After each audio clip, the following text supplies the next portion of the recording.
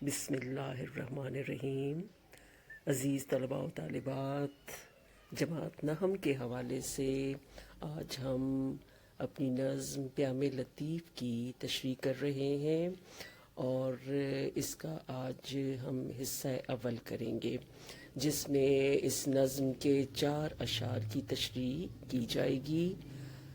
عزیز طلباء و طالبات، آپ کو پتہ ہونا چاہیے کہ پیام لطیف یعنی نظم کے عنوان سے ہی اندازہ ہوتا ہے کہ اس کے شاعر شاہ عبداللطیف بھٹائی ہیں، جو سندھ کے مشہور صوفی شاعر رہے اور اس کے ساتھ ساتھ مشہور جو ہے وہ صوفی بزرگ بھی تھے، اور انہوں نے اپنے کلام میں اللہ تعالیٰ سے محبت کا اظہار کیا، اس کے ساتھ ساتھ انسانیت کے اعلیٰ مقام و مرتبے کا ذکر کیا اور صوفیانہ مضامین اپنی شاعری میں شامل کیے، اور آپ کی شاعری کا مجموعہ شاہ جو رسالوں کے نام سے شائع ہوا۔ اور چونکہ شاہ عبداللطیف بھٹائی کا کلام سندھی زبان میں ہے اور اس کو جو ہے وہ اردو میں ترجمہ شیخ ایاز نے کیا، تو ابھی ہمارے سامنے جو نظم ہے وہ یہ سمجھیں کہ شاہ عبداللطیف بھٹائی کے کلام کا اردو ترجمہ شیخ ایاز کے حوالے سے ہے۔ جی، نظم کی باقاعدہ تشریح کا آغاز کرتے ہیں، اور اس میں بھی آپ کو اندازہ ہوگا کہ تصوف کے مضامین کا ذکر ہے، یعنی آپ کو اندازہ ہوگا کہ اللہ تعالیٰ سے محبت کا اظہار ملے گا، رسول پاک صلی اللہ علیہ وآلہ وسلم کی ذات مبارکہ اور آپ کی صفات کے حوالے سے ذکر آپ کو ملے گا، اس کے ساتھ ساتھ جو انسان کی روحانی صحت، روحانی تندرستی اور اخلاقی اقدار کے حوالے سے بھی ہم پڑھیں گے۔ جی، تو پہلا شعر ہے ہمارے پاس: بے اعتدالیوں سے نحیف و نزار ہیں، خود سر ہیں اور چارہ گری کے شکار ہیں۔ جی، شاعر شیخ ایاز نے صوفی شاعر شاہ عبداللطیف بھٹائی کے شاہکار صوفیانہ کلام کو بڑے مؤثر انداز میں اردو میں ترجمہ کیا ہے۔ جیسے پہلے میں نے بات کی ہے، تو شاہ صاحب نے اپنی شاعری کے ذریعے فقر و درویشی، محبت اور انسان دوستی کا سبق دیا۔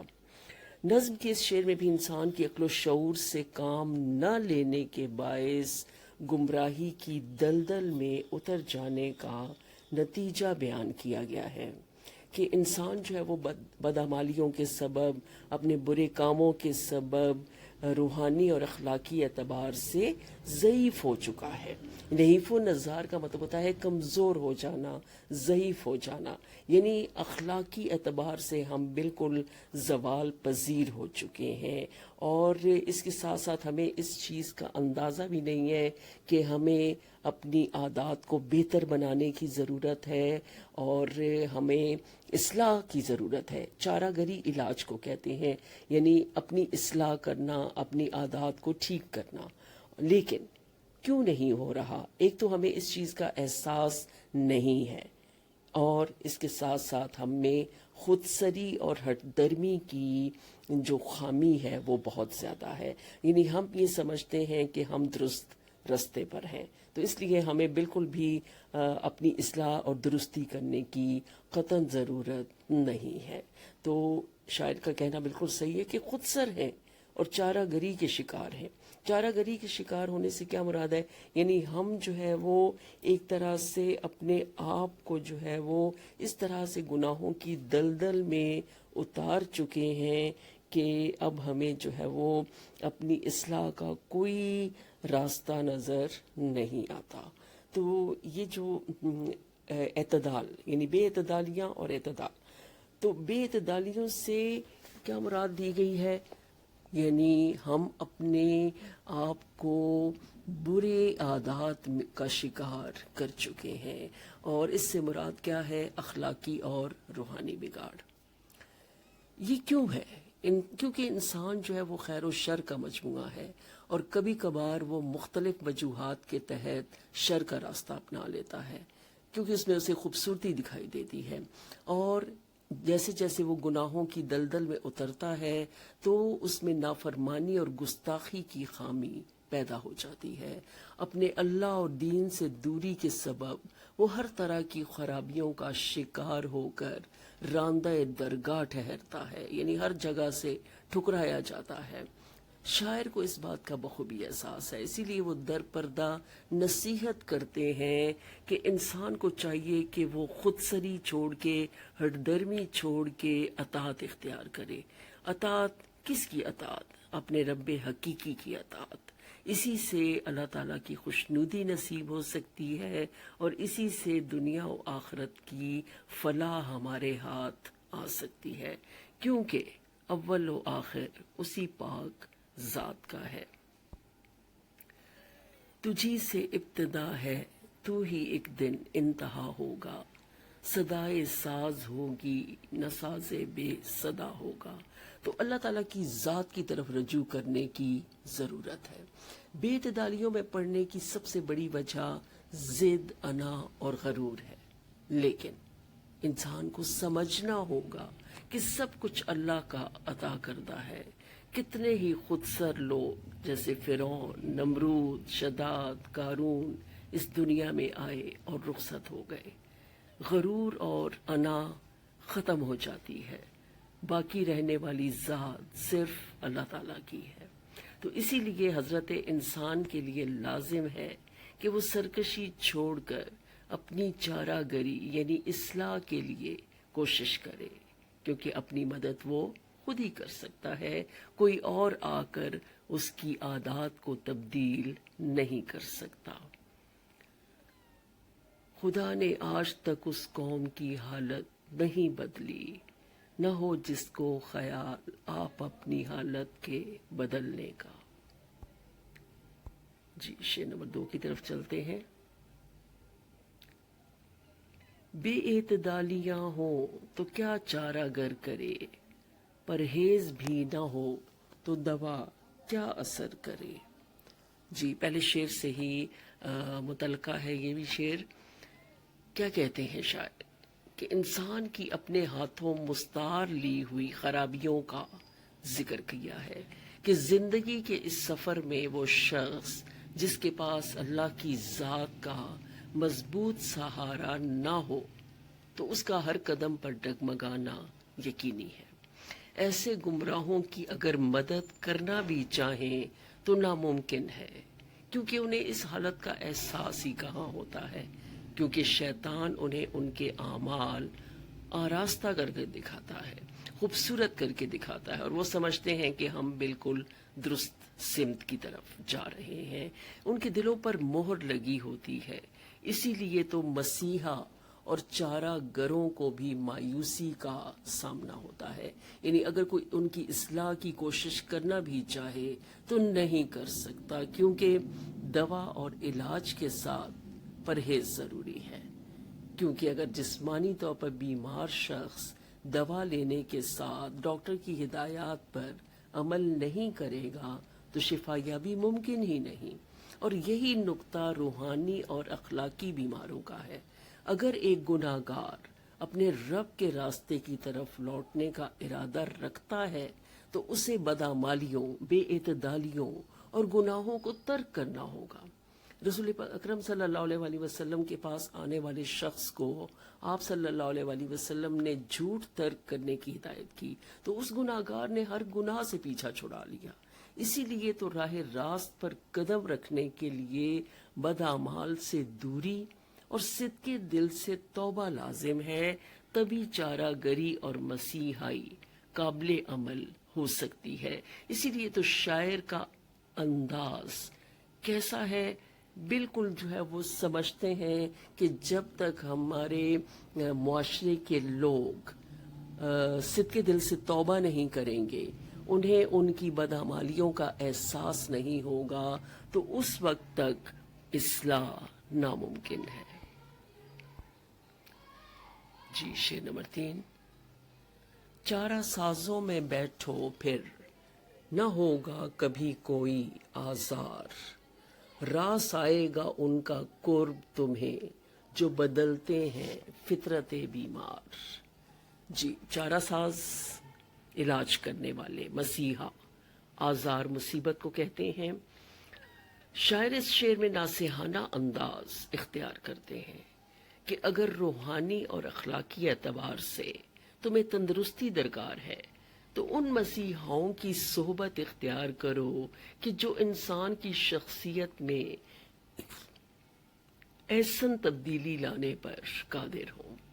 अल्लाह के इश्क में डूबे ये वलीउल्लाह और पाकबाज बंदे गुनाहों के समुंदर में डूबे लोगों को सिराते मुस्तकीम के साहिल पर ले आते हैं। फितरत बीमार से हम मुराद दे सकते हैं रूहानी तौर पर बीमार लोग, यानी एक तो इंसान जिस्मानी लिहाज से बीमार होता है, जिस्म बीमार होता है, लेकिन हमारी रूह को भी बीमारियां लग जाती हैं, जैसे हसद है, कीना है, बुग़्ज़ है। इस तरह की जो बीमारियां हैं वो रूहानी तौर पर इंसान को जो है वो बीमार कर देती हैं। तो कई ऐसे लोग हैं जो अल्लाह ताला के नेक बंदे हैं, वो अगर जो है वो चूंकि मसीहा है, चारागर है, तो अगर उनकी सोहबत इख्तियार की जाए तो वो आपको रूहानी तौर पे तंदुरुस्त कर देते हैं। इकबाल ने क्या खूब कहा है ऐसे लोगों के बारे में कि न पूछ इन खिरका पोशों की, इरादत हो तो देख इनको, यदे बैजा लिए बैठे हैं अपनी आस्तीनों में। तो ऐसे लोग जो है वो मसीहा का किरदार अदा करते हैं। सोहबत और हमनशीनी का इंसानी ज़ात पर गहरा असर होता है, इसीलिए तो अगर अल्लाह के नेक और मुत्तकी बंदों की सोहबत अपनाई जाएगी, उनकी मजलिस में बैठा जाएगा, तो हर मुश्किल और अजियत से छुटकारा मिल सकता है, क्योंकि इंसान दूसरे इंसान का असर जल्दी कबूल करता है। ख्यालात व तसव्वुरात, अखलाक व अतवार, सीरत व किरदार गोया हर लिहाज से उसी सांचे में ढल जाता है कि जिसके साथ मुसलसल उठना बैठना हो। इसीलिए तो कुरान पाक में भी अल्लाह के महबूब बंदों की सोहबत इख्तियार करने का हुक्म दिया गया है। ऐ ईमान वालो, अल्लाह का तकवा इख्तियार करो और जो लोग दीन में सच्चे और पक्के हैं उनके साथ रहो। फितरत बीमार से मुराद वो लोग हैं कि गुनाह करना जिनकी घुट्टी में शामिल है, उनकी आदत और फितरत सानिया बन चुकी है, लेकिन अल्लाह के प्यारों का साथ ऐसे स्याकारों के दिल बदल देता है और आखिरकार वो दिली और ज़हनी सुकून, आफियत और मोहब्बत और हर तरह की नेमत से माला माल हो जाते हैं और आखिरकार रहमत खुदाबंदी के हकदार ठहरते हैं। यानी ये जो चारा साज हैं, ये मसीहा हैं, उनके दिलों को बदल देते हैं और आखिरकार वो सुरखरू ठहरते हैं। जी, शेर नंबर 4 हमारे पास है इस नज्म का। और कोई हो चारा साज अगर चाराए दिल दर्द बेअसर हो जाए, उसको हाजत नहीं मसीहा की जिस पे महबूब की नजर हो जाए। जी, क्या खूबसूरत शेर कहा है। इस शेर में शायर चारागर या मसीहा जैसी नेमत के बेशुमार सम्राट का जिक्र करते हैं कि ये खुशबख्ती की इंतहा है कि अगर जिंदगी में खिजर सिफ्त मसीहा मयस्सर आ जाए तो सब दलदर दूर हो जाते हैं, सब गम खत्म हो जाते हैं। गालिब ने ऐसे ही तो नहीं कहा था कि इब्ने मरियम हुआ करे कोई, मेरे दुख की दवा करे कोई। तो मर्ज जैसे जिस्मानी हो या रूहानी, अगर इलाज करने वाला मयस्सर है तो हर दुख दर्द से निजात मिल जाती है, उसके दुख और पछतावे खत्म हो जाते हैं। और अगर आप किसी को अपना गम सुना भी दें तो सुकून और खुशी की दौलत मयस्सर आ जाती है। इसीलिए तो शाहराए हयात पर चलते हुए किसी पुरखलूस हस्ती की रफाकत नसीब हो जाए तो इससे बढ़कर कोई दौलत नहीं। تو اسی لیے اگر کوئی چارہ ساز انسان کو مل جائے تو سمجھیں کہ زندگی سنور جاتی ہے۔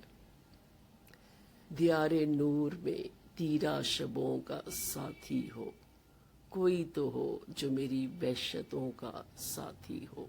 تو ایسے ساتھی اگر اللہ تعالیٰ کی طرف سے نعمت کے طور پر مل جائیں تو سمجھیں کہ آپ کی زندگی آسان ہو جاتی ہے۔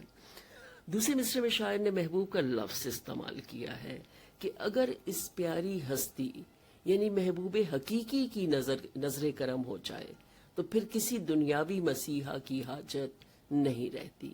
اب یہاں پہ دیکھیے کہ چارہ ساز سے مراد یہاں پہ لی گئی ہے دنیاوی طور پہ کوئی مسیحا آپ کو مل جائے، کوئی نیک بندہ، کوئی ولی اللہ آپ کو مل جائے تو سمجھیں کہ آپ جو ہے وہ اس کی صحبت میں بیٹھ کر اپنے غم پریشانیاں ختم کر سکتے ہیں۔ لیکن اس سے بھی بڑھ کے اگر اللہ تعالیٰ کی نظر آپ پر ہو جائے، نظر کرم آپ پہ ہو جائے، اس کی رحمت کی نظر آپ پر ہو جائے تو سمجھیں کہ پھر آپ کی خوش نصیبی کی کوئی انتہا نہیں، کیونکہ وہ خوش نصیب ہے، وہ خوش قسمت ہے کہ جس پہ محبوب حقیقی کی نظر ہو گئی، اس کی رحمت ہو گئی تو پھر دینی اور دنیاوی فلاح انسان کا مقدر بن جاتی ہے، کیونکہ اللہ تعالیٰ کا سہارا ہی مضبوط سہارا ہے، وہی مشکل کشا ہے اور وہی سب سے بڑھ کر اپنے بندوں کا مددگار ہے۔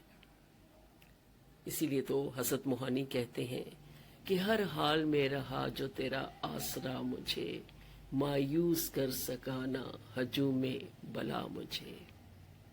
جی اسی شعر کے ساتھ ہم اپنی اس تشریح کا اختتام کرتے ہیں۔ بہت شکریہ۔